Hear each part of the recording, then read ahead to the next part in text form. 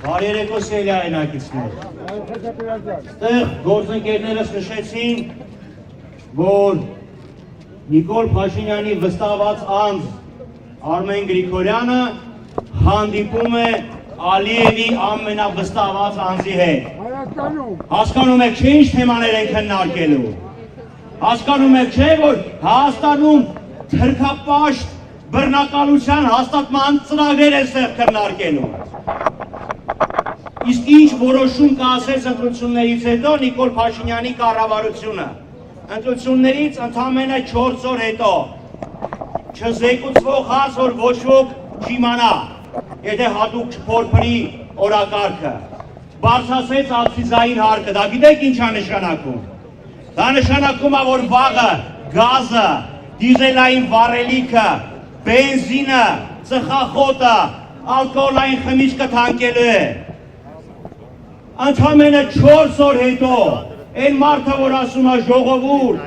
սիրում եմ, խոնարհվում եմ, պաշտում եմ, թանկացնելու է գազը, բենզինը, դիզելային վառելիքը, հասկանում եք չէ դրա հետևանքը ինչ է լինելու։ Թե կարծում եք, որ այն թանկանոց չինական էլեկտրամեքենաներով են վարուցանք անելու։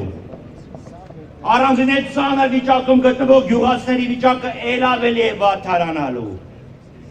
Գյուղատնտեսական ապրանքը քաղաքապնակների համար ել ավելի անհասանելի է դառնալու, ավելի թանկ է դառնալու։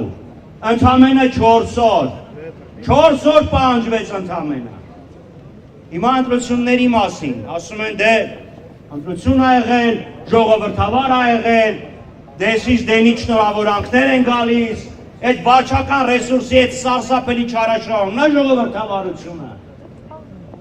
Պետական ծառայողներ, համայնքային ծառայողներ, ուժային կառույցներ, դպրոցներ, մանկապարտեզներ, այդ ոնց եղավ սենց բոլորը այն սիրահարված էին Նիկոլ Փաշինյանին ու մասնակցել են իր հանրահավաքին։ Այդ ոնց եղավ երեխեքը, որոնք սովորաբար պաղպաղակ են սիրում, վազել են Նիկոլ Փաշինյանի հանրահավաքին, դասի ժամանակ դպրոցական օրերին իրաց տնօրենների հետ։ Բա դա վարչական ռեսուրսի չարաշահում չի։ Հանրային միջոցների չարաշահումը։ Պետական բյուջեն ընդամենը ընտրություններից մի քանի ամիս առաջ էր ընդունվել, դեկտեմբերի սկզբներին։ Բայց այդքան մտածում էր թոշակների մասին, ինչի թոշակների բարձրացումը բյուջեի մեջ չէր մտցրել։ Ինչ էր ասում դե թոշակառուին 10,000 դրամ տան, որ ինչ անի։ Հենա կարող են մարդիկ գնան Կիպրոս հետ գան, բա ինչի բարձրացրեց թոշակները, ընտրություններից ընդամենը 2 ամիս առաջ, ապրիլ ամսից, բա դա պետական միջոցներով կաշառք չի, բա ինչ է,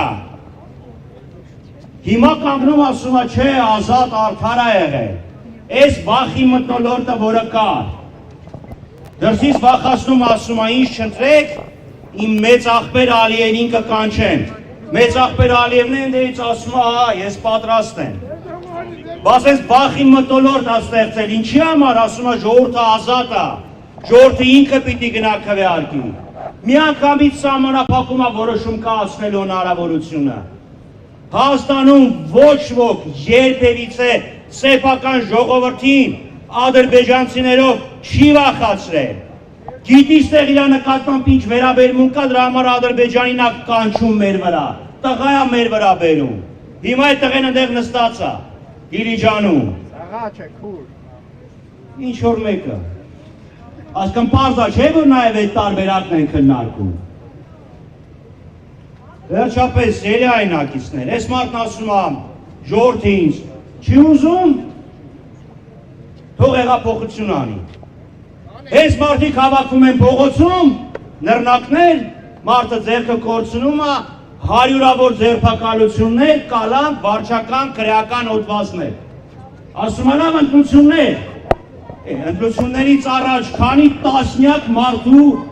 կալանավորեցին, քանի տասնյակ հարյուրավոր մարդկանց բերման ենթարկեցին։ Այդ պատահական է, որ ամսի 7-ին շտաբերի աշխատանքներն է պարալիզացնում։ Բայրաուժերի վրա վստահ մարդը, այդքան ինքնավստահ ժողովրդին սիրող մարդը կգնա տես բռնաճնշումներին, եթե վստահ լինի։ երբ է մարդը սկսում հիստերիկ գորգորալ, և սիրտը դող անգել, սելի այնակիցներ, այս խախտումների պայմաններում, արդյոք Նիկոլ Փաշինյանը լեգիտիմ ընտրված ղեկավար է։ Եթե լեգիտիմ ընտրված ղեկավար չէ, ինչ պետք է լինի իր հետ։ Բաքու, չէ՞։ Բաժիևն եկելա թող հետը տանի։ Ընտրությունների արդյունքները այս խայտարակ խախտումների պայմաններում չեն կարող լինել ազնիվ, արդար և չեն կարող արտահայտել մեր հայրենակիցների իրական տրամադրությունները։ Հետևաբար, այս ընտրությունների արդյունքները պետք է չեղարկվեն։